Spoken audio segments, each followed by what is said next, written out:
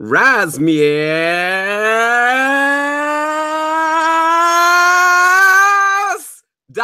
probably going to Buffalo. We'll get to that soon. Thank you, everybody, for joining us for another episode of the Keeping Karlsson Fantasy Hockey Podcast, the best fantasy hockey podcast in the world, hosted by two guys who own Erik Karlsson in their keeper pools. I'm your host, Elon Dubrovsky. So happy to be back recording an episode after what feels like forever. And of course, with me is the fantasy hockey robot, the forecasting fanatic, the IPP MVP, Brian Combe. Hello, Elon. Hello, everyone. What a wonderful time of year. Did I say that at the start of the last episode? I'm still feeling the playoff buzz. It's been so exciting. I'm not going to lie at all. I have watched more hockey over the last 2 weeks than I probably did over the last month of the regular season combined. It's just like game after game. Everything's been so good. And Elon, we actually have some data points to talk about now, not just from the playoffs, but for the regular season. We've been a little loose the last couple shows, and we're ready to dig in again.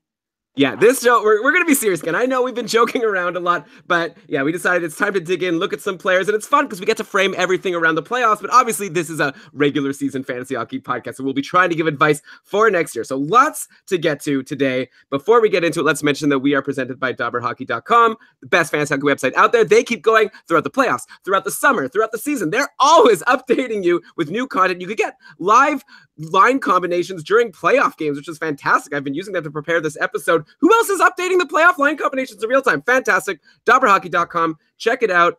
Okay, Brian, I'm excited. Let's get going. I want to bring up some playoff stuff, but before... oh, I forgot to start the thing. I'm starting it now. Let's get started. I want to get to all the playoff stuff, but of course we should probably start with the biggest fantasy hockey headline of the week, which was the draft lottery happened randomly, like at game 3 of San Jose versus... Wow, you want to start that over? I'm going for an edit-free episode. Also, I was just going to say, while we're on a kilter, there was sort of like an apology already about being loose and like what kind of podcast we are at the start. Oh, you don't think that was... Oh, right. You said I shouldn't do that anymore. Yeah. Hi, everyone in the chat room, by the way. Thanks for joining us. We haven't done this in a while, so I don't apologize for it, though. That's how we... Do you want to just start the show over? Let's just start over. Fuck it. Start the whole thing? Yeah. What has it been? It's been 5 minutes. Sure. Start fresh. No edits. I'm going to stop my edit time program. I'm starting a new one. Okay. Wow. Okay. The people here in the chat room got to see something that no one else will ever see or hear. Except for the people who watch, I guess, the YouTube video after. They'll be able to see it. And I guess it'll be recorded for all time. Okay. Ready? Yeah, and they'll all hear you saying the F word. Oh, sorry. But I can't apologize. Should I apologize for that? Yes. You can apologize to me as much as you want. Okay. Sorry, Brian. Sorry, everybody. Here we go. 8-10. No. The former is okay. The latter is not. Okay, what was the other point again? No, I'm not promoting patronage, right? I'm not even going to mention them. You'll say, when you say your thank yous, thanks to the patrons, but I won't promote it. Yeah. Okay. That's it, right? Yeah, because that was the thing. And also pronunciations, we just go with it. Just go with it. We don't comment on how it's the wrong pronunciation. Sure. I'm going to try to say the right pronunciations. What do you guys think of the chat room? Any other notes before we start? Because we're not stopping again once we start. Edit 3 minutes later, we're going to be stopped dead. Okay. We're rusty. This is the first show in 2 weeks and the most organized we've been in a month for a show. The last show I didn't even prep anything. Just Jade and Ben came on. The one before that also we hardly did anything. We did that draft for half the show. So yeah, now we have to get busy again. I'm ready. Okay. No one else has given any notes to me. So I think I'm ready to go. Did you like my Rasmus Dahlin start? Should I do that again? Yeah. Okay. Yeah, here we go. Good. Mute yourself. I'm doing this. I'm muted. Rasmus Dahlin is probably going to the Buffalo Sabres, and we'll get to that soon. But first of all, thank you everybody for tuning in to another episode of the Keeping Karlsson Fantasy Hockey Podcast, the best fantasy hockey podcast in the world, hosted by two guys who own Erik Karlsson in their keeper pools. I'm your host, Elon Dubrovsky, excited to get back at you with another episode of our show. Brian, it's been a while. Oh yeah, by the way, I'm Elon. Like I said, this is my co-host, the fantasy hockey robot, the forecasting fanatic, the rotisserie robot, the poobah of prognostication, Brian Calm. It's a good thing I ate already, or rotisserie robot would have made me kind of hungry. That's a new one. Hello, everybody. My name is Brian, as Elon said, and I'm feeling the playoff high, like just the buzz of watching a high-quality, exciting game night after night. The playoffs have really not at all been disappointing, except for headshots and dangerous plays, but we've been talking about that over on the Patreon Facebook group. I'm really pumped to talk about what we've seen in the playoffs so far, and for the first time in a couple episodes, we're going to start looking ahead to the 2018-19 season, digging into some numbers to look ahead. It's going to be fun.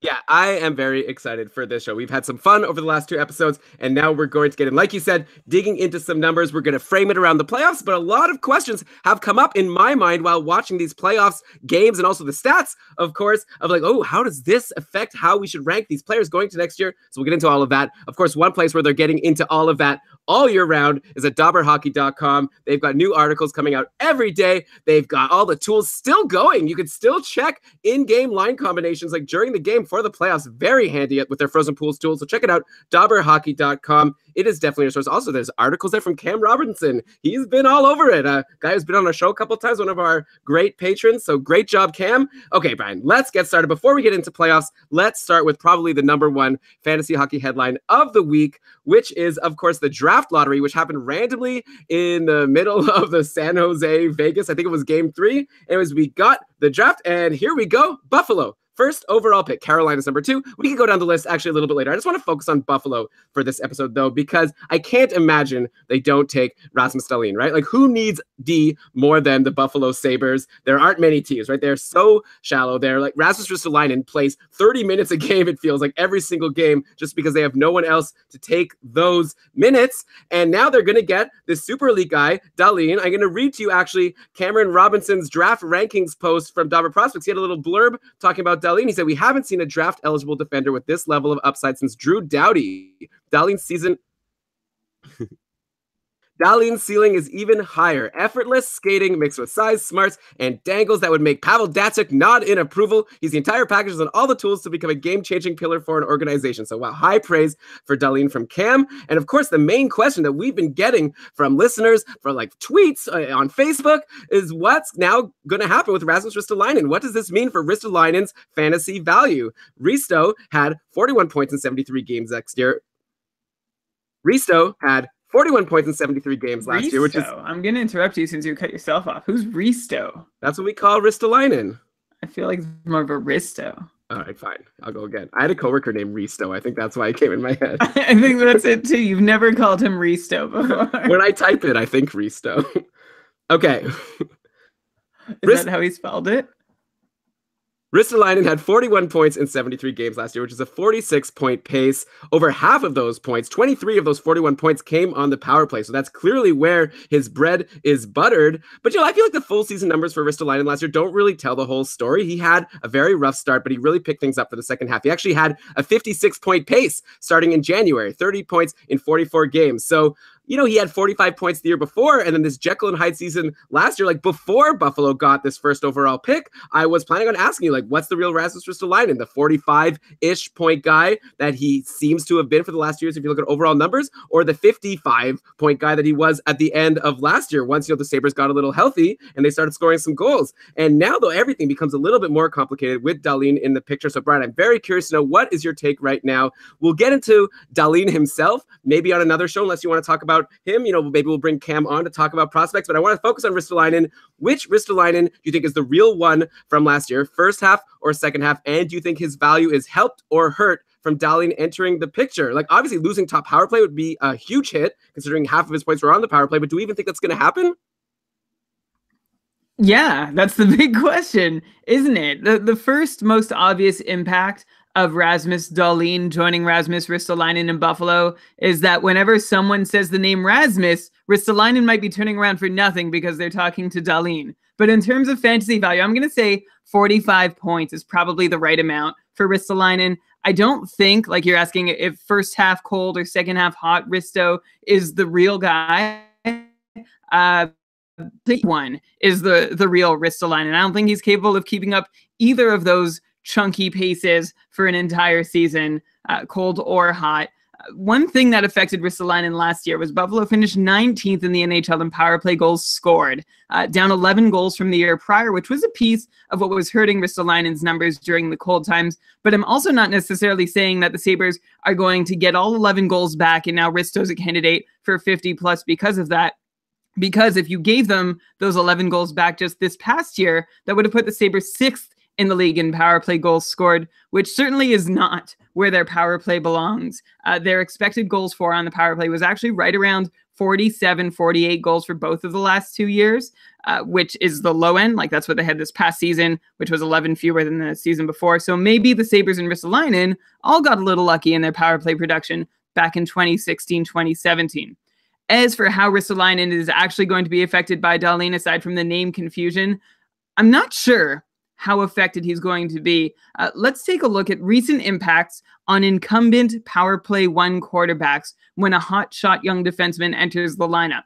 Not like there are any straight up equivalent scenarios like you said, Elon. Well, like Cam said, there hasn't been anyone with this offensive pedigree entering the draft and the NHL since maybe Drew Doughty. Sorry, that's an edit point.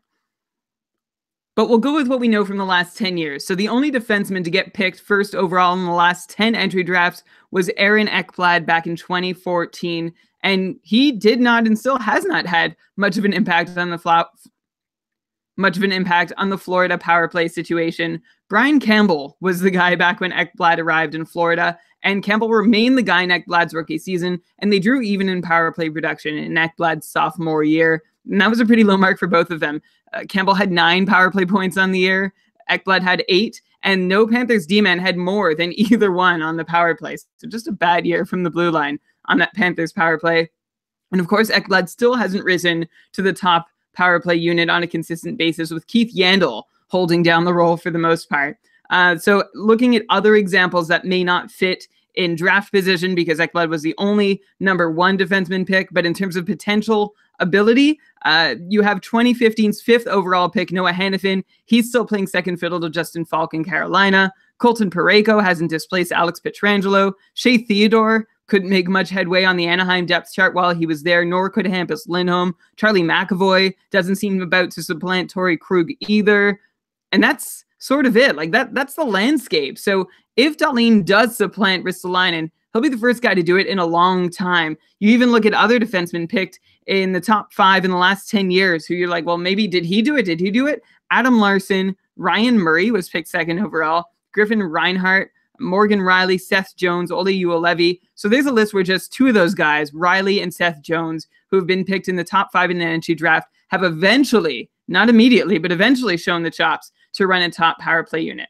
All that to say, there is not much precedent for a rookie defenseman with a high draft pedigree just coming in and being excellent gangbusters right off the top. Look at Victor Hedman, who took some time to get to the point where he could dominate offensively. And of course, we waited for one reason or another, be it deployment or his own development.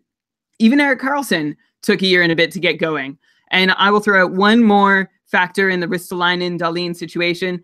The top power play in Buffalo was Jack Eichel, Ryan O'Reilly, Sam Reinhart, and Kyle Okposo. So I don't think it's inconceivable that the Sabres at least consider rolling out both Ristolainen and Dahlin on the top unit and see how that works if they think Dahlin has something to offer them there. Of course, that is pure speculation. Yeah, and I would imagine the Sabres will try a bunch of different combinations on the top unit, see what is effective. I think Dahlin should get a chance at least next year, but we'll have to see how he does. Like you say, it's really hard when you're making all these comparisons with other players because every situation is different. Actually, the one situation that jumped to my head, which you didn't bring up, was Provorov on Philly, right? Like going into this year, everyone was very concerned that Provorov was going to bump Ghost Bear from the top power play after Ghost Bear didn't have such a great year last year. And Provorov was looking so good. And, you know, he didn't do it. Like Ghost Bear had a great season. Provorov was on the second unit, was a great player, but didn't bump him from the top power play. Again, who knows what's related and what's not, but I kind of am with you that I don't know if Ristolainen is going to get bumped from the top power play, at least next year. Like, I would still be happy to draft him, and I might even disagree with you a little bit about saying he has a 45-point ceiling. Like, I'm still waiting for the Sabres to have a full season with Jack Eichel healthy. I feel like that's going to make a big difference for their power play and for the points that they can get. So I'd love to see what impact that would have on their overall numbers, because a lot of what you're bringing up are like, what he's done for the whole season, what the Sabres power play has done over the whole season, but that wasn't with Jack Eichel for more than like half the time. Yeah, that's a good point. And I'm seeing people talk in the chat. By the way, you can join us in the chat every episode, keepingkarlsson.com/live. People are saying that Ekblad isn't, like, and I said this, Ekblad isn't a totally fair comparison because he hasn't been hyped the same way offensively that Dahlin has. And going back to Drew Doughty was not the guy in his rookie season. He had 27 points in 81 games. 16 of those did come on the power play, though. So he did put in a significant amount of his contributions on the power play. Elon, do you know which defenseman on the LA Kings led the team in power play points from the blue line? Not for all players, but led defenseman in LA in power play points. In Doughty's rookie season? Yeah. Okay, I think I know it. I feel like this should be easy. Rob Blake. Really? Rob Blake? Oh, no, it wasn't Rob Blake. Oh, okay, then I don't know. It's a good guess. I feel like he might have just been retired by that point. All right, so give it to me. Who was it? Kyle Quincy. What? I would have never guessed that. No, never. Kyle Quincy had 25 power play assists that year, age 23 season. Good for him, Kyle Quincy. Where is he now, Brian? What team? Probably not. Okay, forget that. All right. One other thing I'll bring up about Ristolainen. I think here's one takeaway I think we could all agree with is I think Dahlin entering the fray means that Ristolainen won't have to play as many minutes. Like you'd hope, right? He was playing such big minutes and he hasn't been the greatest defensively. Like I know he gets a lot of flack for maybe not being a great overall player because of some defensive mistakes or whatever, but he's playing all those minutes because who else do the Sabres have? Now they have Dahlin, and I think one thing that could affect in fantasy might be his peripherals because Ristolainen has been great for hits and blocks along with the points he gives you. Less time on ice is likely going to mean less hits and less blocks. So that's something I would be watching out for as Dahlin enters the lineup. It'll be a lot of fun to see. Of course, there could be a huge swerve and Buffalo doesn't even take Dahlin, but I'd be very surprised if that happens. Brian, are you ready to get into some playoff talk? Playoff talk. Playoff talk.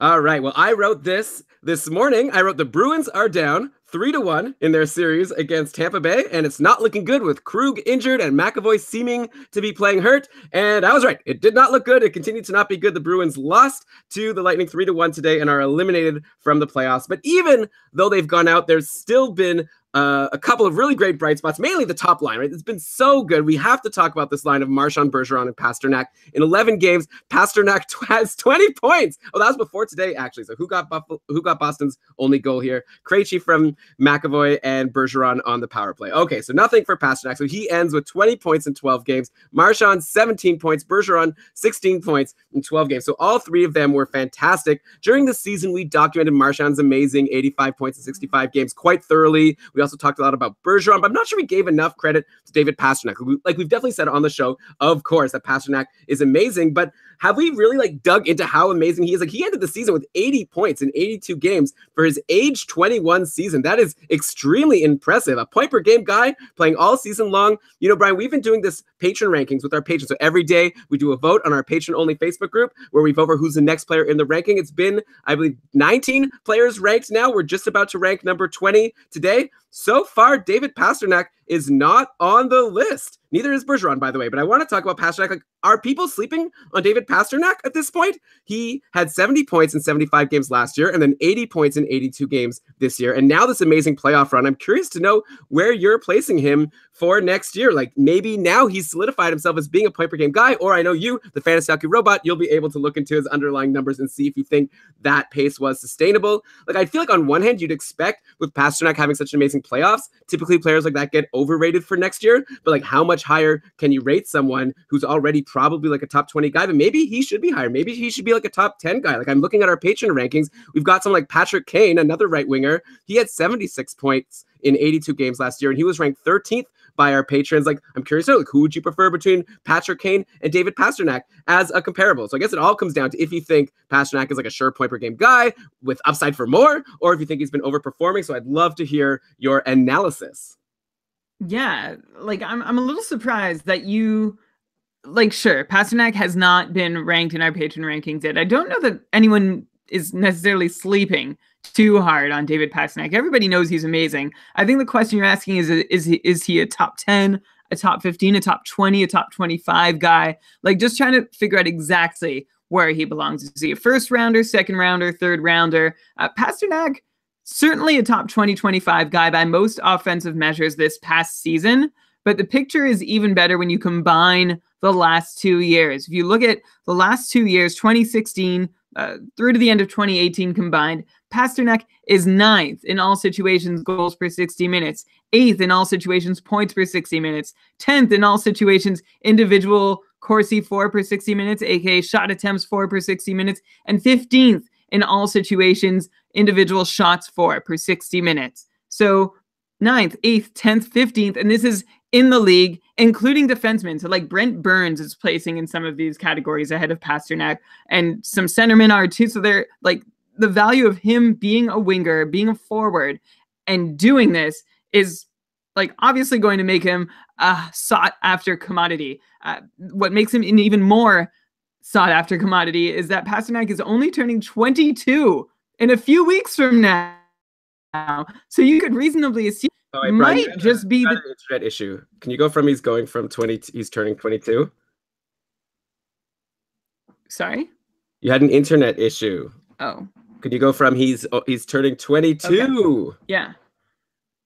He's only turning 22 in a few weeks from now. So you can reasonably assume that this might just be the tip of the iceberg for what David Pasternak could do. If you wanted to be a spoil sport, what you could say is that Patrice Bergeron and Brad Marchand aren't getting any younger, but I'm not buying into that and how it's going to negatively impact Pasternak all that much. They are still amazing, and I'm not worried about that being anything to hold Pasternak back next season. If anything, it still helps him because it's still going to be one of the best lines in the NHL once again.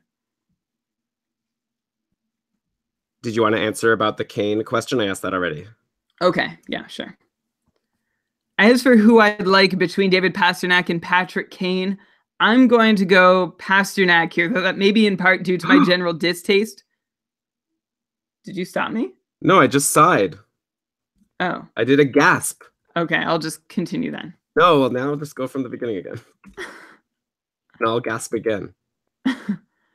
As for Patrick Kane versus David Pasternak, which guy I'd want more on my fantasy team next year, I'm going to go David Pasternak. So that may be in part due to my general distaste for owning Patrick Kane. I'd say it's objectively pretty close between them. Kane probably has the edge in shots on goal, but Patrick Kane is also going to be 30 in November, playing with line mates of God knows what quality as Chicago continues to stumble through whatever phase they're in right now. So that's enough for me to tip it towards the younger guy, Pasternak, playing on one of the very best lines in the NHL. Maybe I will regret that, but again, that sort of comes down to a personal thing. I'd rather cheer for David Pasternak.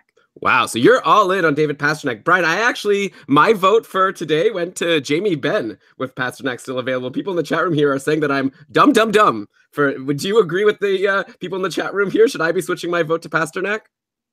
I got to see how things move in Dallas over this offseason. I feel like there's some changes to come. We already have a new head coach. Gonna have to see exactly what he plans to do.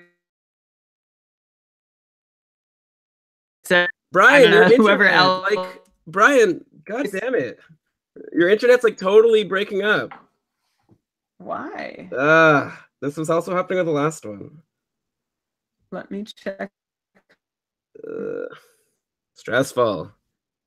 It's that you guys are seeing it, right, in the chat room, like that Brian was completely breaking up there and we couldn't hear him. I hope that's the case and it's not like some weird thing on my side. It's probably me. It says I'm wired. I don't know. Okay, yeah. Michael concurs. All right, well, can you go from when I asked about Jamie Benn? Sure. Are you is your quality I turned it up a little when we started. I guess I got cocky. I'll turn it back down. Yeah, turn down your bandwidth usage. Go to 0. No one needs to see you. Ouch. They know how you look. Damn. Nice blurry Brian. Okay. So you asked me, what about Jamie Benn? I was like, am I dumb, dumb, dumb? And should I change my vote? Yeah. I don't know if you're dumb, dumb, dumb. I don't know about Dallas at the moment, right? Like they just got a new head coach. Things are going to change again for, I guess, the second year now after Ken Hitchcock. That tenure was brief. So we'll see what happens to Ben and Sagan and, I don't know, Spezza, Faxa, Janmark, whoever else ends up in Dallas over the course of the offseason. With that unknown still being unknown, I don't know. I kind of feel like Pasternak is a better lock for 75 points. Yeah, maybe I'll think about it, or maybe I won't, because this is just fake rankings for fun, so I probably won't put too much effort into this vote. But if Pasternak doesn't go in today's vote, then maybe I'll switch it to him for the next one over Jamie Benn. A lot of worthy contenders. It's really exciting actually seeing how many great players there are that are going to still be available going in to like rounds 2 and even round 3 of fantasy drafts next year. We talked about it before. So many players were like above 70 points this year, and it's really exciting to see like it's going to be hard to go wrong in your drafts. I guess you're going to be winning your drafts. Well, unless you pick a goalie too early and they screw you over, but lots of great players available. Okay, so since we're on Boston, let's talk about Jake DeBrusk quickly. He's having a really great playoffs. I guess his playoffs is done now, but he had a great one. He had 8 points in 12 games. Nothing, though, in his last 3 games before today, and also nothing today. But he was playing on line 2 with Krejci and Rick Nash, seeing second unit power play time. Jake DeBrusk is also 21 years old, just like Pasternak, and actually had a quietly decent regular season. He had 43 points in 70 games, which is good for a 50-point pace, which often for us is right borderline for being worth holding in a lot of standard leagues. So I'm curious, Brian, is Jake DeBrusk on your radar as someone who we expect to maybe improve for next year, get up to like a 55-point pace, maybe 60, or do you think that he's been overperforming and 50 is probably his peak? I mean, I'm not sure I'm ready to chime in on what his peak is exactly, but DeBrusk has 6 goals on 17 shots in the playoffs. You still have to give him some kind of credit, even with a 35% shooting success rate for getting those 6 goals. It's not easy to accomplish that magnitude of goal scoring in the playoffs. Shows some mysterious, enigmatic kind of mix of deployment, talent, instinct, whatever. I think next year is the year we're going to figure out if he's a top 6 forward or a top 9 guy instead. I'm not ready to jump to like 55 or 60 points, but if that's his dad. But if Jake DeBrusk gets to stick with David Krejci for much of next year, hangs on to his spot on the Boston depth chart, and there isn't a whole lot of competition, it seems reasonable that DeBrusk could build upon what has certainly been a successful rookie season and at least approach closer to 50. Okay. I am going to do the SeatGeek ad now and get it out of the way. And then we could just roll on for the end of till the end of the show. Nice. You look really funny. I like this. I like it though. Hey, as long as the sound is good, I'm happy. Okay. How should I go into this? Well, of course, it's always fun to check in on these young players. You know, I bet you it's fun to go back to our old episodes and see like what we said about someone like Pasternak after his first season. Like, oh, maybe he will be good for as like a 60-point guy before, and now he like blows us all away. We'll see if we look bad about DeBrusk. Maybe the people who go to the games and see these young players, you know, you're talking about all these intangibles, this high shooting percentage, the mix of this and that.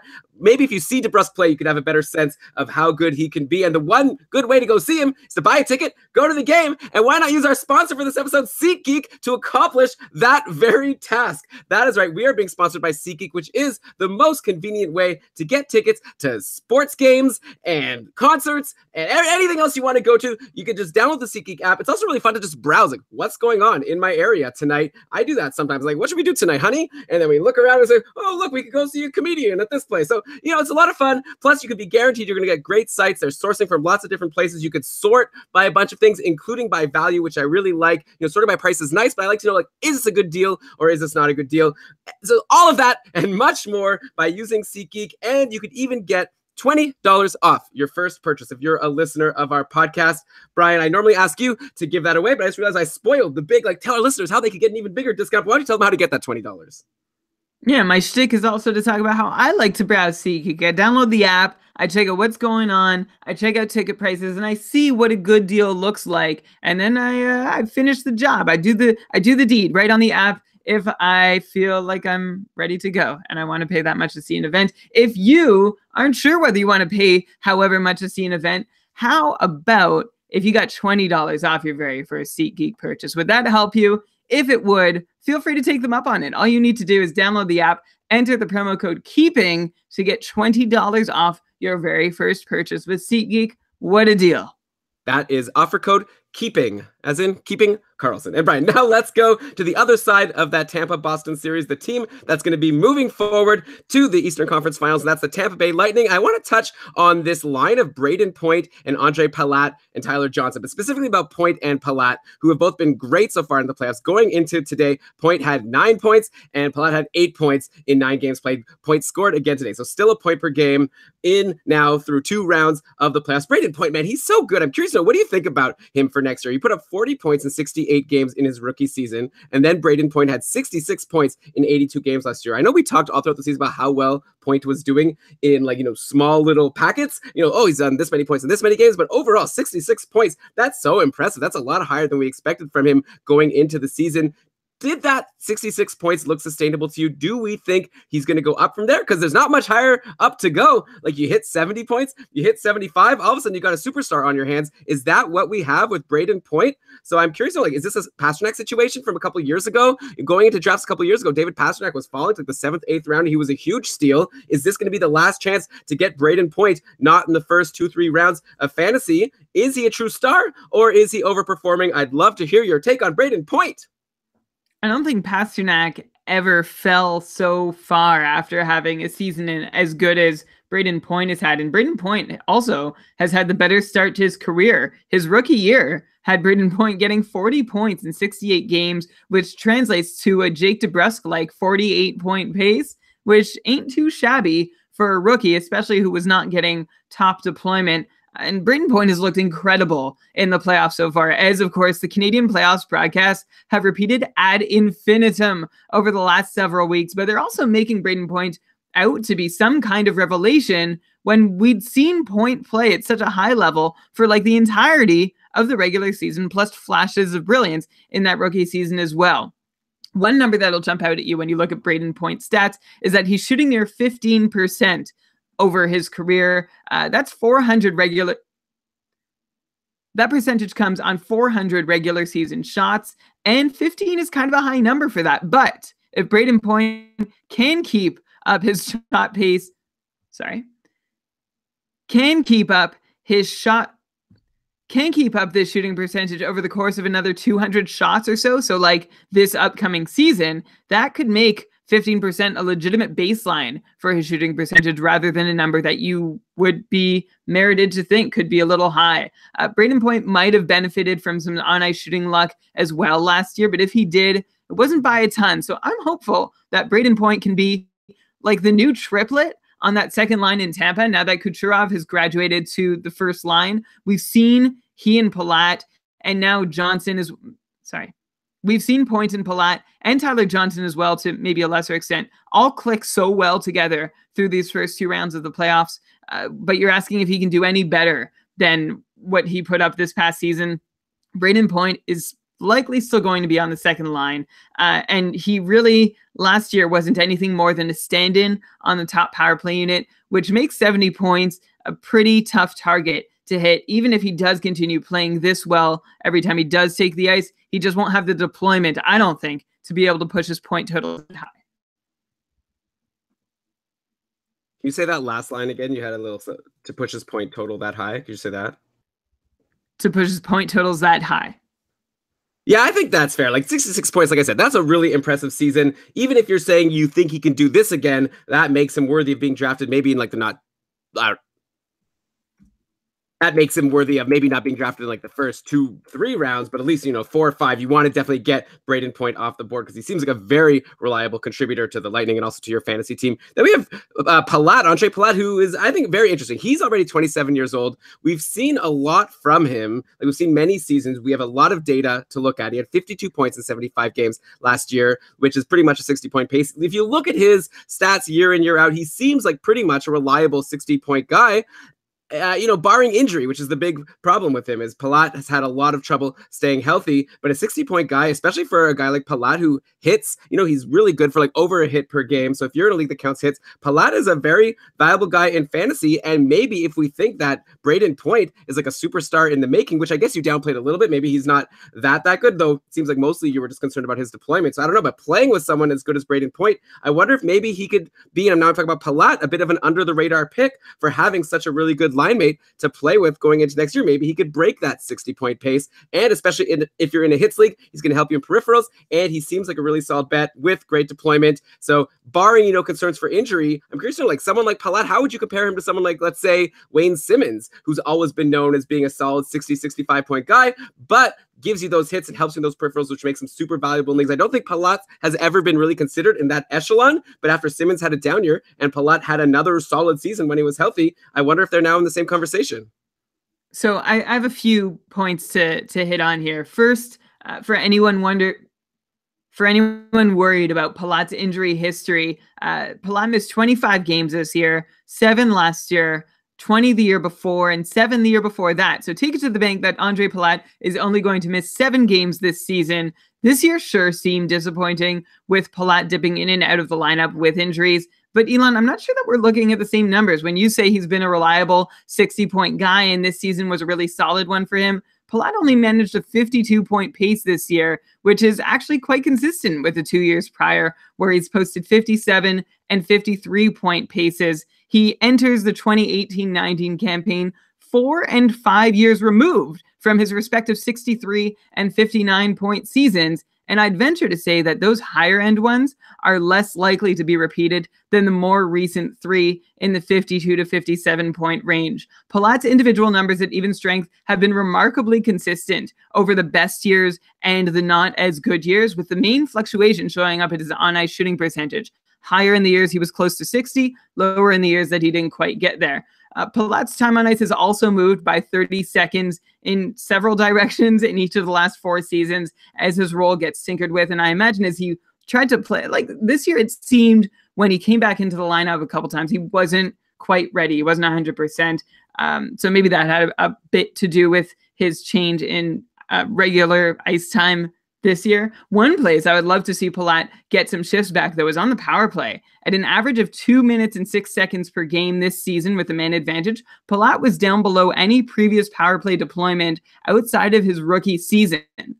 If Palat does get some of those power play shifts back, maybe he's got a shot at 60 again, but whether it does or doesn't, I'm pretty comfortable with him at 55. Though, Elon, I can see where you're coming from. The temptation, based on this playoff performance,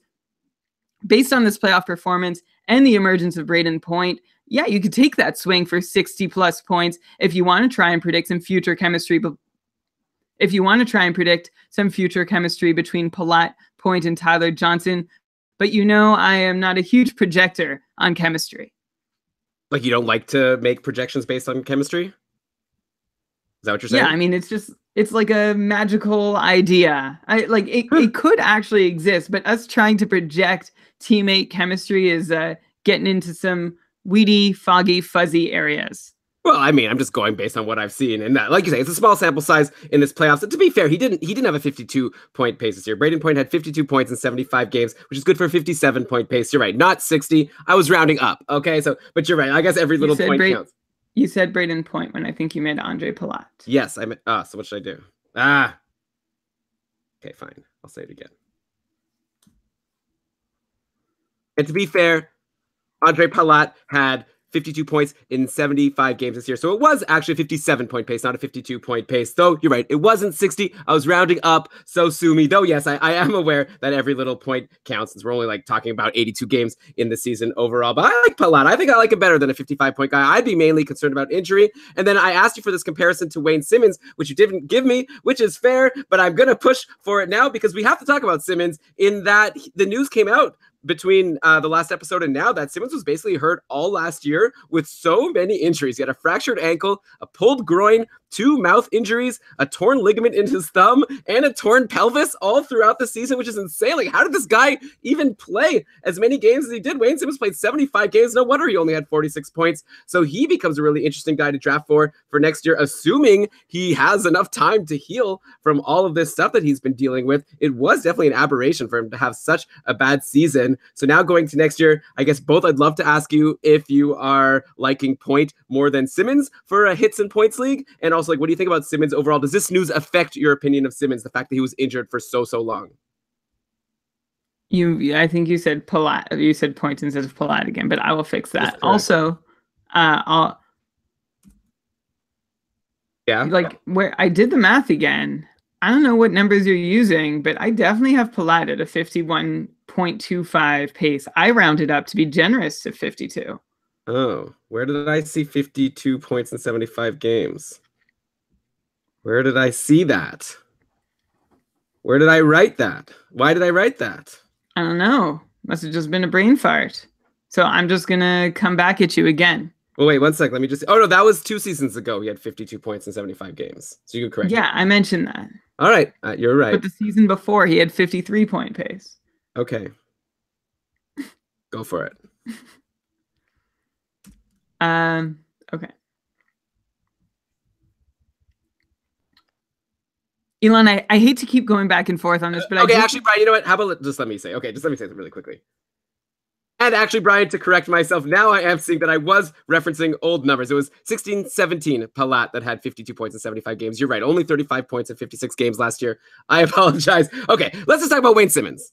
Yeah, and just to clarify, that puts him on a 51.25 point pace this year for Palat, and a 57-point pace the year before, and a 53-point pace the year before that, which is why. Anyway, we've had this conversation. As for Palat versus Simmons, the thing with Simmons is, like, you just have to throw this last season entirely out the window. Like, we can't judge him based on playing with one shoulder, one rotator cuff, or ailments. Wasn't something with his hip. I feel like every part of his body was affected at one point or another, if not all at the same time. So it's really hard to make that call. I feel like I'd still want to lean towards Simmons, although, you know, Couturier and Konechny emerging certainly means the Flyers have other options if they want to spread Simmons around elsewhere in their lineup. That said, you see guys like Yanni Gourde and Anthony Cirelli emerging in Tampa, and you think, well, is Andre Palat even guaranteed to stay on the second line? The way he's playing, of course, that is blasphemy to even consider, but over an 82-game season, it certainly could happen. If I'm picking between the two, oh God, I am so stuck on this one, just because we're looking at a situation where, like, we're predicting different things for both of them. Situation where there's just so many unknowns. Like, we have Palat on the rise, and Simmons just gave us a season that we can't trust any of his numbers from. I think I would probably lean to Simmons, only because I could probably get Palat with my next pick after that.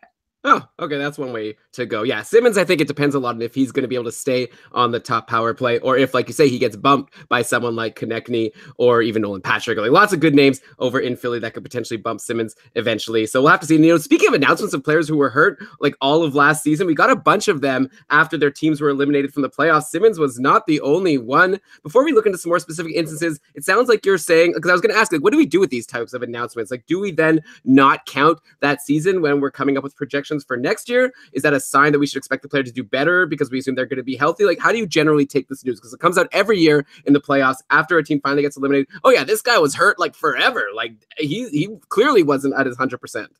Well, Simmons seemed to be the extreme. So, like, for him, when I say I'm throwing that out, that is that is a case where there were so many things bothering him since, I think, training camp, that, again, like, none of the numbers seem valid or reliable for what Wayne Simmons can do as a healthy player. So I'm not going to put too much stock in that. Elon, I'm thinking back to Oliver Ekman-Larsson at the end of 2016-17. We'd found out, after lamenting his shot totals all year and speculating towards the end that maybe there was some hand injury that was bothering him. Sure enough, there was. So we looked at his numbers. He had 39 points in 79 games in 2016-17. And we said, okay, well, some people had him way up at like 50, 55. I said he'd probably return to 45, but the biggest thing would be that we can expect the shots on goal to come back with a healthy hand or whatever it was. And they did to some extent. He bounced back to 202 shots, which is still short of the number he put up in the shots category the 2 years prior to the season he played with the hand injury. So you just sort of have to account for the difference. If a player played significantly poorly, and with Ekman Larson, it's pretty obvious, right? The shot totals go down, hand injury, you can put two and two together. Sorry. You had an internet issue. Could you go from you have to do the difference? You have to like count the difference? You sort of have to. Yeah, you're saying with Ekman Larson, you sort of have to do the difference. Something about the difference. Look at the difference. He has a hand injury. He's down like 70 shots. You can put two and two together, do the math, understand that those factors were related and connected, and you shouldn't expect to see them again in the following year. I'm jumping around all these windows. Okay. Sorry.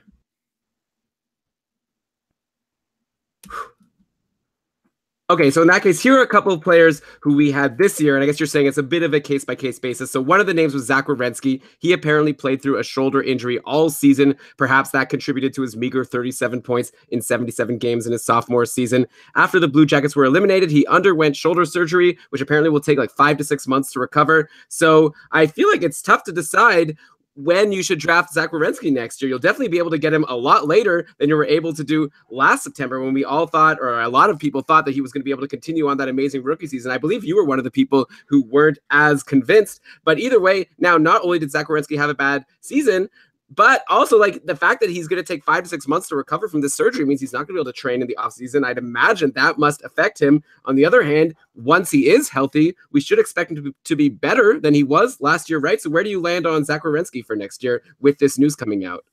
Well, you said it. It was a disappointing year for Zach Werenski, and I'm not about to call it a win because of this news that he was injured, and that's probably what kept him down. Although, even if he did keep it up, I still was not, like, I still feel comfortable in what I did say about that 55 point breakthrough not coming.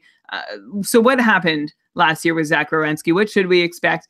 His percentage of power play share, like how much time he got relative to the rest of his team on the blue line on the power play, his percent share dropped 10 points from a very nice 63% to a pedestrian 52%.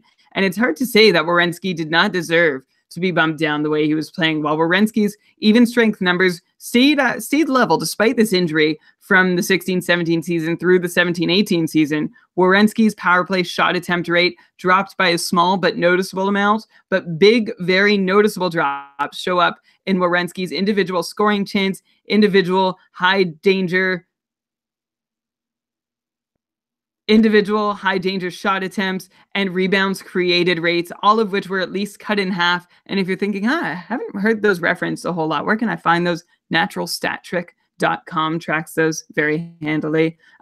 Anyway, those drops in those chance and rebound created categories showed up in his counting numbers. Werenski was down 11 power play points this year compared to 2016-17, and that is essentially the same as the 10-point difference in his total points scored between the two seasons. So Werenski is really going to need to get his power play role and power play mojo back if he wants 50 points or even 45 points back in his sights. Yeah, and I really don't see that happening. Like Seth Jones, whoa, where'd you go? I just disappeared.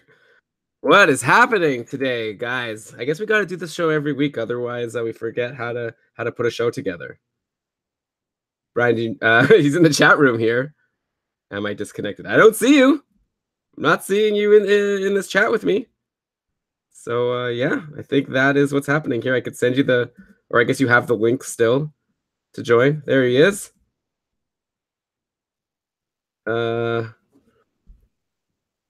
don't know. Okay. How's everyone doing here? Hey, I'm so mad. Maybe it's, I don't know. Maybe I'm doing a speed test right now. Like, my speed is really good. I don't know. I don't see your face, though. Oh, because I haven't turned on my... How far did I get? I thought you got to the end. Oh, good. Like, I was responding to you, then I saw you weren't there. You said it's going Oh, to be really great. hard for him. You said he's going to need to do his power play. Like he's going to have to improve on the power play, right? Yeah, Okay. fantastic. My speed is fine. I don't know what's happening. All right. Sorry. I got a response.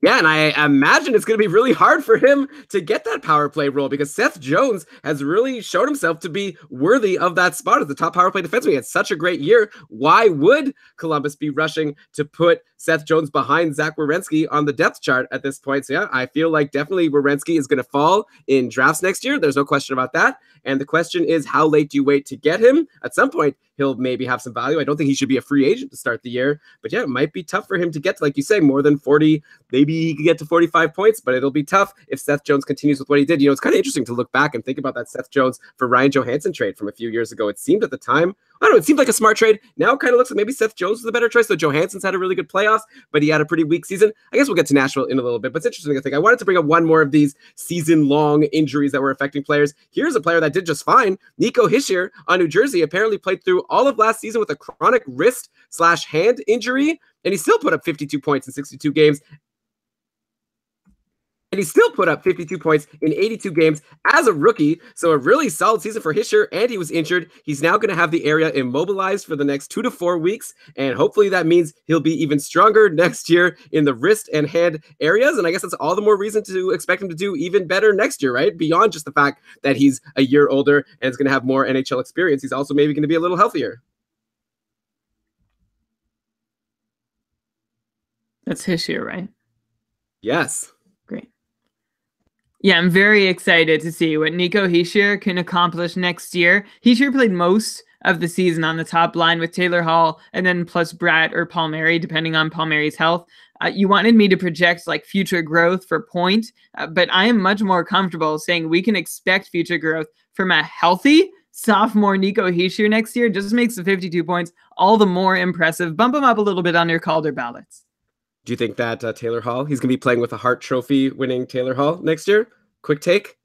Yes. Yeah, I think so too. Okay, so now let's go to another series. Let's go to the Vegas-San Jose series, and they're actually playing a game right now, I believe, and the score is 1-0 for Vegas in the second period. So there you go, and they're up 3-2, so this could be the end of the series by the time you're listening to this podcast. I want to start in Vegas and talk about the top line, of course, of Marchessault, Riley Smith, and William Karlsson. They're all over a point per game going into today, and it's just like insane. Like they continue to produce. This one guy, Matt, Cupful winner, Matt D, was the only player in our Cupful winners playoff pool to take any Vegas players. He got like all 3 of those guys, and he's very likely going to run away with this pool we did just because he's the only one who took Vegas guys, and they are really good and keep scoring, and we keep on discounting them and paying the price. Brian, in previous episodes, you've said that William Karlsson is going to regress next year. You like pointed to his extremely high shooting percentage last year, so there's no way he's going to come anywhere close to 40 goals,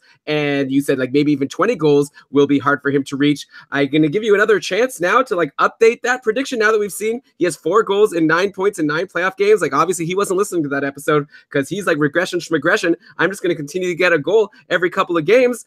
And like Jonathan Marchessault is so amazing and playing right with him. Like, do you still have concerns for William Karlsson? I guess let's focus on him first for next year, or are you still sticking with 20 goals is going to be a tough achievement for him? Well, the thing about William Karlsson's playoff performance is that 4 goals on 30 shots adds up to a shooting conversion rate of 13%, which is a lot healthier and sustainable than Karlsson's regular season clip that was up above the 23% mark. So William Karlsson has actually regressed in the playoffs, yet kept up a good scoring pace. That is indeed a feather in Karlsson's cap going into next year, that his shooting percentage is down to 13% and he's still scoring. If Karlsson can continue to see goal scoring success at a more believable shooting percentage through more playoff games, that's really honestly just a relief, because I'd rather Karlsson show me now that he could do it rather than after we're 30 games into next season and I'm shaking my head at how wrong I was on him again, even though I'd still be kind of right because I said the shooting percentage wasn't sustainable, but he's still scoring the goals. One reason Karlsson has been able to manage that trick, that his shooting percentage has been healthier in the playoffs, but his goal scoring pace has been similar. More shots on goal for William Karlsson. He averaged just 2.25 shots per game in the regular season and is now up a smidge above 3 shots per game now in the playoffs. Keep in mind, this is all just 9 games of data, which does not hold up so incredibly well if you want to base your entire argument off of it.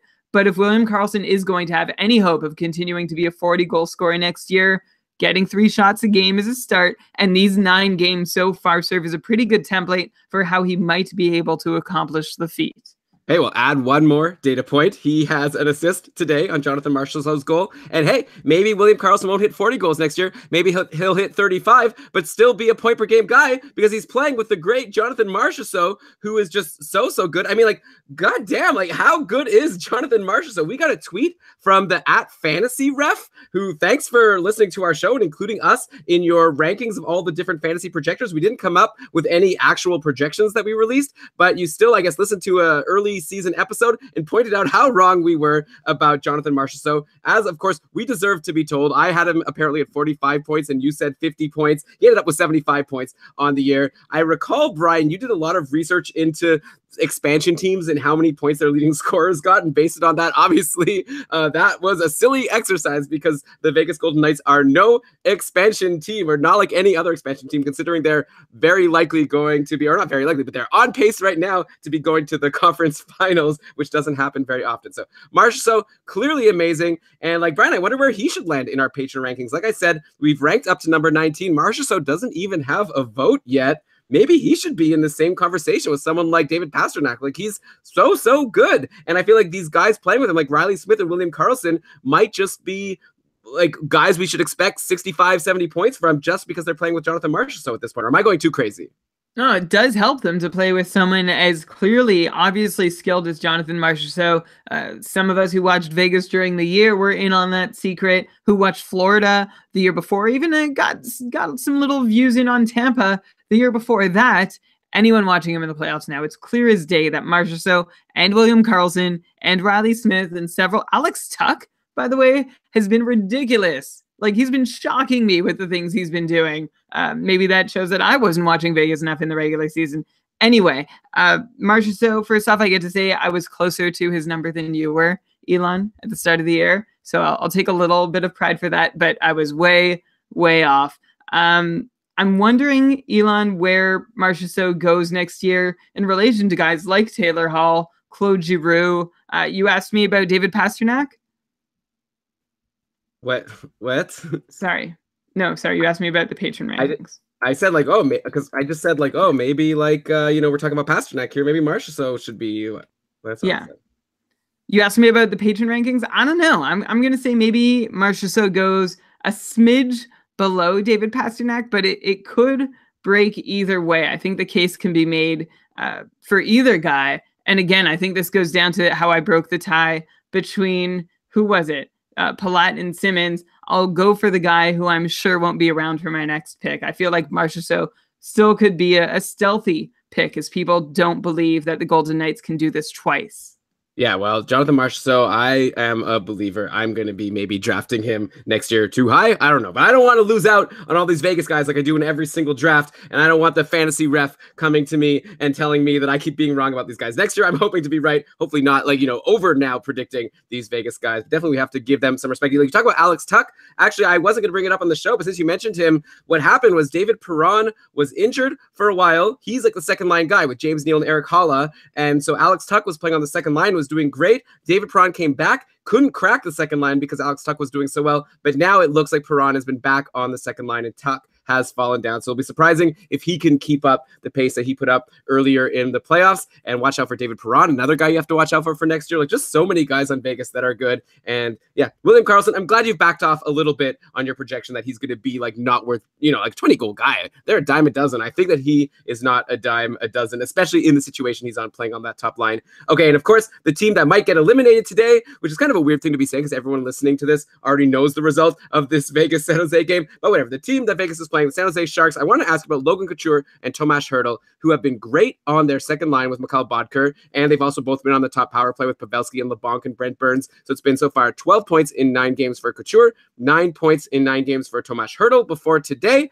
we had a chat in our Facebook group recently about if Couture has hit his ceiling or if we still foresee a breakout in his future, which is like surprising, right? Because Couture is not a young guy. The comparable name that came to my mind right away was Joe Pavelski, who was a solid guy on the Sharks for many, many years, but then broke out as a superstar, getting like near point per game seasons. And it was around this age, right? Like around 28, 29 years old. So I wonder if maybe Logan Couture still has that.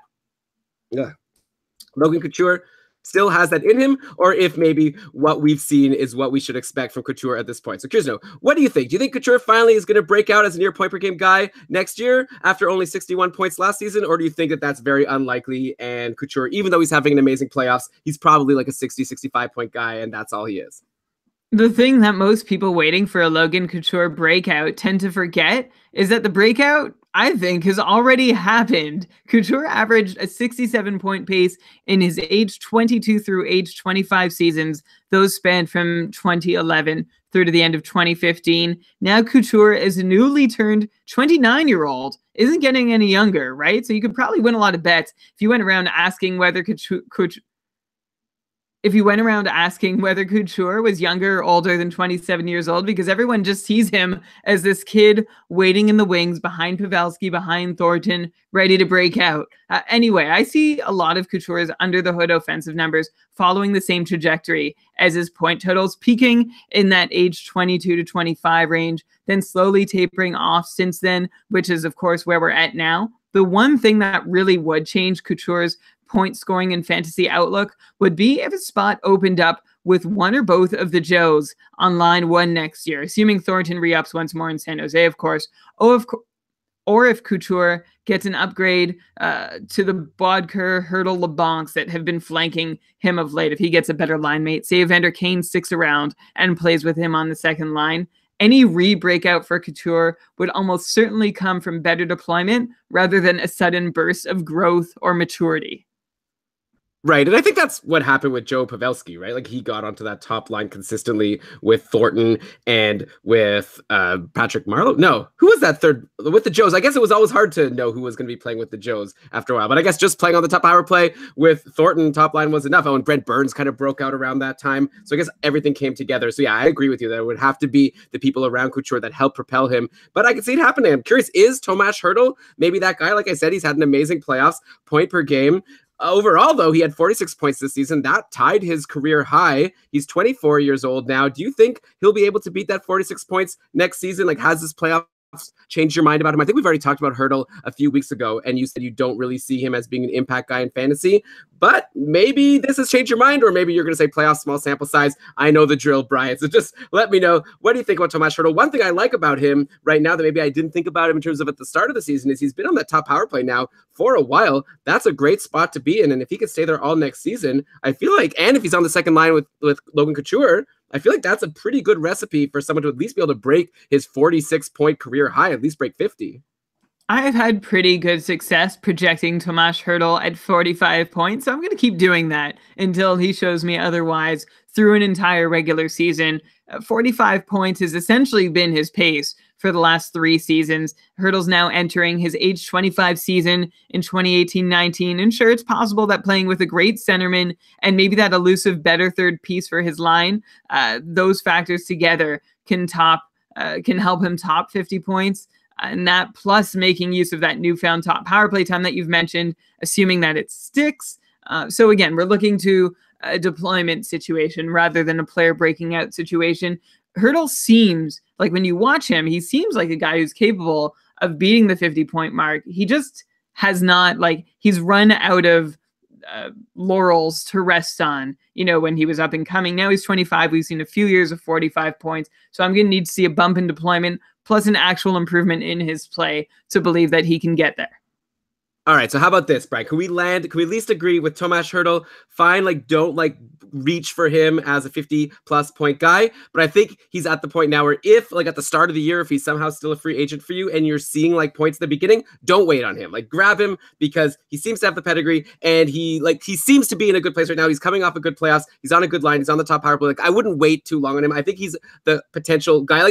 With this fantasy ref who was telling us that we were so wrong about Marcia. So one thing that got me thinking is, who are we going to be wrong? There's going to be someone who we're wrong about next year, right? Who we're going to say, don't worry about about this guy. He's not more than a 50-point guy, and then he's going to end up being like a 70-point guy, and we're going to look like idiots. I don't know who it's going to be, obviously, but I think Hurdle could be in the conversation as one of these people. But, obviously you could give lots of reasons why that won't be the case, because otherwise you wouldn't be ranking him as a 45-point guy. And I thought that going into this 17-18 season, he was a last round pick in a few of my leagues and an early free agency pickup, thinking that, hey, this could be the year. I'm still saying this could be the year again in 2018-19. It's just a little less likely with every passing year, with every other 45-point performance that he puts up.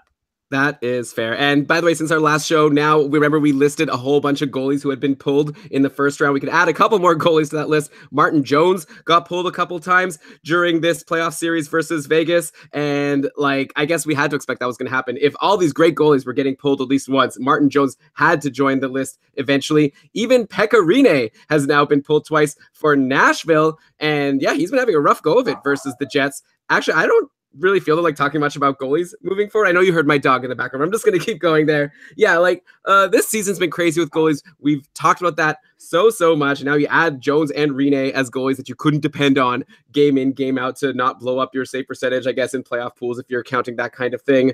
And yeah, for next year, just once again, repeat the advice that I would not be ranking or drafting a goalie high. Like Connor Hellebuck is looking so great, but Vasilevsky looked so great at the start of this year, and he was even struggling a bit at the end of the season. And now Vasilevsky, I guess he's going to the next round. We'll see how he does. But just the whole thing with goalies just is so crazy how many goalies are struggling at least for a game or two in these small sample sizes of the playoffs. But since we're on Nashville, let's talk about some guys. I actually have 3 guys on Nashville I want to ask you about, all in very different situations, all different reasons why I want to bring these guys up. And those are Ryan Johansson, Roman Josi, and Austin Watson. So I'll start with Ryan Johansson, who had a pretty quiet year. He actually had a pretty weak year overall, 54 points in 79 games for a guy who, a couple seasons back, people were looking at him as maybe close to a sure 70-point guy. Definitely didn't happen this year. Like I said, 54 points only.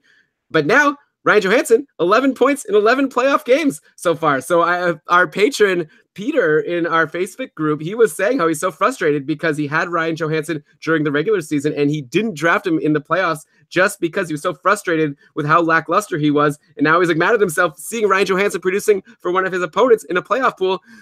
Here it is. That's the life of playing fantasy hockey, right? But what do you think about Ryan Johansson now for next year? Is he a 54-point guy now? Is he a point per game guy right now? I know he's not the latter. Is he somewhere in the middle? What do you think about this playoffs? Yeah, I still he's a really talented player, right? When he was in Columbus, he had that big 70-point season, and we thought that was something he could repeat. I'm not sure how high his ceiling can remain based on how he's been in the last couple years of regular season play. Never quite blowing anyone away. He did have 61 points 2 years ago. The year before that, 34 points in 42 games. So 55, 60-point range seems pretty comfortable for him. Anybody who thought based on his playoff, or anyone, let me rephrase, anyone who's thinking that his current playoff performance means a big breakout is coming next year, should be reminded that he had 13 points in 14 playoff games last year before being injured, before the Predators finished their playoff run, being defeated in the Stanley Cup Finals. And that did not lead to huge new heights in the regular season. So again, I'm not expecting that, but I do expect hopefully a quality 55, 60-point guys, not a lot of goals. He gets he makes his bread and butter with assists. Yeah, for sure. So he definitely takes a hit in fantasy just because he's a center and he doesn't shoot a lot and he doesn't score a lot. Like you say, a lot of assists. You want to hope for power play assists. I could even see him being a 65-point guy as a best case. But yeah, I agree with you. Those days of us thinking he had the potential to be a point per game guy seem to be behind us. Or maybe he'll be our Jonathan Marchessault for next year. Who knows? Then we have Roman Josi, who put up a great regular season, especially for a defenseman, 53 points in 75 games. But he only has 2 assists in 11 playoff games so far. What has happened? He must be killing a lot of people in their playoff pools that probably reached for Roman Josi as a player on a team that people thought were going to go far. And you thought at least while he played, he'd be getting his typical over half point per game. It hasn't happened. Is this a sign? Should we be concerned about Roman Josi because of this going into fantasy drafts for next year? Or do you think this is just an aberration, 11 games, whatever? My one big concern, and I think a lot of people's concern, is that PK Subban has been so good. He's actually gotten the majority of the power play time between the two during the playoffs. Maybe PK has now usurped Roman Josi as the top guy in Nashville, and that's going to hurt Josi also for next season, or do you think he'll still be a reliable 50-plus point defenseman? Maybe he has, maybe he hasn't. We actually had this conversation at some point during the regular season when Yossi was struggling. But Yossi has not been struggling in these playoffs. Yes, in points, sure, but he's still got 4 shots per game. No goals, unfortunately. Normally on his usual like 5-6% shooting percentage, that would be good for 2 goals. So you can sort of credit him with those. Roman Yossi's still getting 25 plus minutes per night. And he is also hurting not just from a poor individual shooting percentage, but just a 5% on ice shooting percentage through the playoffs so far. So I don't see this as the end of Roman Josi. I don't think his play, I don't think his play is very well reflected in his point totals. That said, I have no idea if PK Subban is going to be the guy from here on forward. So that's going to be the thing to watch through the rest of the playoffs and into training camp next year. And Brad, I know we don't talk about this kind of thing very much on the podcast, but why are Winnipeg fans booing PK Subban? He's great. Like, what, just boo someone because he's a good player? Come on, Jets fans.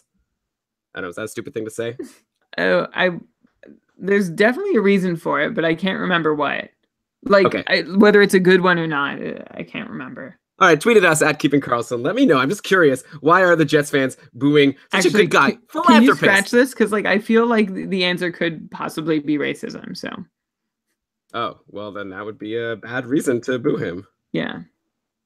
Okay, I'll scratch the whole thing. Thanks. But I want to know. Someone tell me that's in the chat room then, or Brian, let me know. It seems so annoying. Like, they're supposed to be cool hockey fans. You don't boo like, oh, this player's got 8 points. Boo, don't score against us. So mean. Come on. Okay, what do I have next here? Okay, and then we have Austin Watson, who is a fantasy nobody since forever, but he now somehow has 8 points in 11 playoff games. He's been playing on the third line with Nick Bonino and Colton Sissons. Is there anything here with Austin Watson that now we have to add him to our watch list for drafts next year? Or is this just like, this happens every year with somebody, don't give him a second thought? Yeah, that's exactly what's happening here. 5 goals on 24 shots for a 21% shooting percentage. I mean, I'll give him some credit, like I did Jake DeBrusk, for being able to score 5 playoff goals. That's great. But no, I'm not about to extrapolate this to be any kind of future regular season success. Yeah, at least with Jake DeBrusk, he's only 21 years old. He's playing on the second line. I definitely prefer DeBrusk over Sissons for next year. I could see myself drafting DeBrusk at the end of a draft. I don't think I am going to have Colton Sissons or whatever we talk about, Austin Watson, whatever. Same thing. I wouldn't have either of those guys on my draft list for next year. I guess since we're on Nashville, also Kevin Fiala, he was scratched for the 2-1 win in Game 4, and then he had less than 12 minutes of time on ice yesterday in the 6-2 Game 5 loss. So I don't know what's going on with Kevin Fiala. He had that stretch during the regular season where everyone was adding him. He was getting points almost every game. You know, he cooled down afterwards, ended up with 48 points in 80 games overall. I wonder, like, if Kevin Fiala, is he good? Like, is he someone that people should be drafting in fantasy? Like, is he going to break out next year? Or, like, I feel like it's pretty concerning if he's getting healthy scratched, though it could always be that he's not being, you know, quote unquote, completely healthy scratched. Maybe it's somewhat injury related, and we'll only find out what's wrong with Kevin Fiala once the Nashville Predators are eliminated. That's the big question. To me, he doesn't seem like the weakest link in the lineup, like their 13th best forward. And you can see his time on ice really tailed off in the last 2 games that he did appear. And he had 12 and a half minutes and then just 12 minutes compared to 13, 14, 15, 16, 20 in earlier games. His ice time has been all over the map in the playoffs this year. I'm not like, you know, he's still probably 45, 50 point guy unless he can work his way into a really productive top 6 in Nashville. Not about to really get so down on him, not knowing if he might be scratched because of injuries. Yeah, it seems like he's pretty solidly locked in as a top 6 guy, or at least he was for most of this year. If you recall that line with Craig Smith, Fiala, and Kyle Turris, they were really solid for a really good stretch, and then they went quiet. So we'll see. I agree with you. Around 45, 50 points for next year seems right for Fiala. Okay, let's end the show with one very surprising new free agent that people might not be aware of, but it looks like Ilya Kovalchuk plans to come back to the NHL next year. He's officially become an unrestricted free agent and has already been in negotiations with the New York Rangers, which is kind of weird because the Rangers are rebuilding. So why would they sign Ilya Kovalchuk unless it's to help the young players or something weird like that? But anyways, for some context for maybe new hockey fans, Ilya Kovalchuk, he's 35 years old now, and he was a huge star in the NHL. He had multiple greater than point per game seasons. He was like, a big star in the league, top round draft pick in a lot of fantasy leagues. But eventually he ditched the New Jersey Devils after the 2012-13 season and went to play for SKA St. Petersburg in the KHL. And over the last 5 seasons, as being a 30-plus-year-old, Kovalchuk has been really good in the KHL. He's been over a point per game guy, so I don't know what that's worth to you in terms of converting that to how good he'd be in the NHL, but he's still been good. He's clearly not over the hill from the numbers he's been able to put up in the KHL, if you think those numbers are reliable. I know there's all this stuff about, especially with this team, SKA St. Petersburg, and how they're very stacked. But anyway, we're not going to talk about the KHL. Curious to know, Brian, like how fast should people in dynasty leagues who are able to add players right now, even to their team, how fast should these people be rushing to add Ilya Kovalchuk if they can get him? And then for those of us who have to wait until the draft to get him, how high would you go to get Ilya Kovalchuk on your fantasy team? Obviously, it'll depend a lot on where he goes. Maybe if he goes to the Rangers, you'd have to be concerned. But like just in general, just so I could just get a sense of where your headspace is at, is he going to come in and be a superstar? Like I wonder, like, you know, you look at someone like Alex Radulov, who came recently from the KHL. He put up 54 points for the Habs last year, then 72 points for the Stars this year after coming from the KHL. Of course, Radulov is 4 years younger than Kovalchuk, so that's, you know, a point to maybe not say Kovalchuk can do that. But at the same time, Alex Radulov was never the superstar that Ilya Kovalchuk was, and maybe still is. So yeah, what's your take on Ilya Kovalchuk to close out the show? It's a really tough one. First, we need to know where he's going to end up. Like you said, that's going to be a very key factor. If he, it seems like a done deal that he's in the NHL, but of course we'll have to wait out and see. Ilya Kovalchuk, you mentioned Elon, his most recent KHL season, 63 points in 53 games. How about Artemi Panarin had 62 points in 54 games before coming over? Again, there's an age difference here and also an NHL experience thing here. Evgeny Dadonov, seems like another reasonable comparison. Like he came to the NHL this year, 66 points in 53 games with St. Petersburg SKA. What am I saying? And there was hype around him. And I feel like Radulov, Dadonov, Panarin, Panarin went like way deep, way at the end of a draft because no one knew who he was. Then Dadonov went a little sooner, I think, because people were keen to what Panarin had did, and maybe Dadonov could do the same thing. These are all reasonable comparisons to try and figure out where you should draft Ilya Kovalchuk because it's the similar situation. Although he has NHL experience, which helps, he also is older, which doesn't. Yeah, and also the fact that he's Ilya Kovalchuk. He's like, I feel like on another level in my head. Like, obviously he'll come back and maybe disappoint me if I'm too excited about him. But yeah, I feel like that would be a very exciting guy to be able to draft, especially late in a draft. You could get Ilya Kovalchuk there. I'll be really interested to see once all the projections come out for next season, how highly he'll be ranked. And obviously we'll discuss him again once he actually lands on a team and we can start guessing like who his line mates will be, if he's going to be on the power play, things like that. Okay, Brian. This was a really fun show.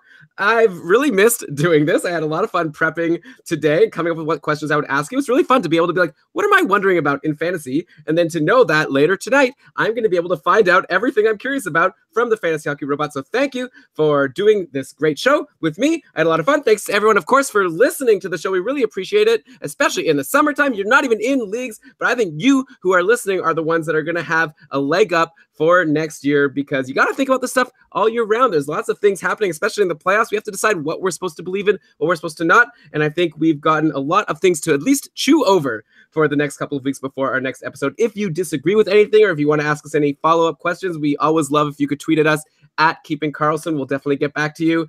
And we'd also, of course, appreciate a 5-star review on iTunes if you like the show, if you'd be so kind. It's free and it helps us out, so why not? But with that, Brian, how about we cue the outro music and you can go ahead and read us the credits. All right. This episode of the Keeping Karlsson Hockey Podcast was presented by Dobber Hockey and supported by our patrons. It was researched with help from Dobber Hockey, Frozen Pool, Dobber Prospects, Corsica, Natural Stat Trick, Charting Hockey, HockeyGoalies.org, Hockey Reference, Hockey Viz, Hockey Database, Elite Prospects, Roto World, and Fantrax. Great job as always, Brian. Thanks again for everyone for joining us in the chat room, and we will talk with all of you in a couple of weeks. Until then, keep on keeping Karlsson. Also, by the way, now Vegas is up 2-0, so it's looking like the Sharks are in some trouble. Okay, bye everyone. Always love it when you throw in just a last-minute update to a game that will be over by the time 95% of people listen. Well, you know, because I was talking about how Vegas is going to go forward, so now it's just, you know, I don't know. You're right. But whatever. It's in there. Well, Man, with the Sharks and Bruins likely eliminated today, that like knocks out pretty much every fantasy playoff, like hockey, all of my playoff pool teams. And if the Penguins go tomorrow, then I'm like totally over. yeah, then you just have to worry about coming in last place. Though, I don't think I will. well, because I also have only Penguins, so I would be out completely, and you're ahead of me. So I'm the one who's at risk of coming in last place. Really, it's going to be like the winner of all these playoff pools is going to be whoever drafted Golden Knights, because Yeah. just like Matthew, you were able to get like all of them. Like he was able to get Marchessault, Karlsson, and Riley Smith and Shea Theodore in like rounds 4 through 6, which is insane. Or like Golden Knights and Lightning. yeah, well, Lightning, I mean, were hard to get, so you can understand why. Right. Caps maybe not so much. Yeah, that's true. Well, we'll see. I still actually, I don't know if this is crazy take, but I still think Pittsburgh's going to beat Washington. I just have a hunch, but obviously they're down in the I'm series. hopeful that'll happen. Yeah, I mean, I will say, like, for me, obviously it's better for Pittsburgh to win because I have that bet and like also playoff pools. But I would love to see Ovechkin win a cup and go far and stop having people say he's like a bad leader or whatever. Especially the people say he's like, since he's Russian, he's not able to take his team to the win, which is crazy. So yeah, I would be happy for Ovechkin if they could go far. He seems like a cool guy. But that's what makes it fun. Sometimes it's fun when you get eliminated from all your fantasy stuff and you can finally just watch games and cheer for who you feel like. And then, like whatever your home team, like I don't have to worry about the Leafs. Like I just be like, who do I like? I like Ovi. I think Ovi might be my second favorite player in the league behind Erik Karlsson. If I haven't given it much thought, just thought of that now. How about you? Who's your second favorite player in the league? Erik Karlsson. Oh, William Karlsson, number 1. I don't know. Daniel Alfredsson. Yeah, he was my favorite. I have all of his rookie cards, like all like 17 of his rookie cards. I collected them all, including the really expensive one that I think was like Fleer Ultra. Or it was like a Fleer like special one that it was like $15, and all the other ones were like $2 or $3. And I spent big to get the final one because I just wanted the full set of Alfredsson rookie cards. I wonder how much they're worth now. You should look it up. Get a Beckett. Do they still make Beckett's? It's probably online now. Oh, well, that's easier. Cool. It was kind of fun to read Beckett on the toilet. But, yep. Okay. I was with you until you said on the toilet. What do you do on the toilet? Use your phone, right? No, but you don't. Didn't you say that's gross also? I don't do anything. You just like get it done. You just get in there and get out. Yeah, that's good. Maybe you're like coming up with good like plans for your future while I'm just like wasting away looking at fantasy hockey stuff. All right. Well, thanks everyone. Good Rijo looks like references. Is he the new Steve Mason? Since Mason's no longer fantasy relevant, we have to talk about someone else. He looks like he loves Puddle of Mud. Are they good? Brian, you're into music. Is that a cool band to like or not so much? No. Okay. That's a very good one. All right. Thanks everyone. Bye. Bye.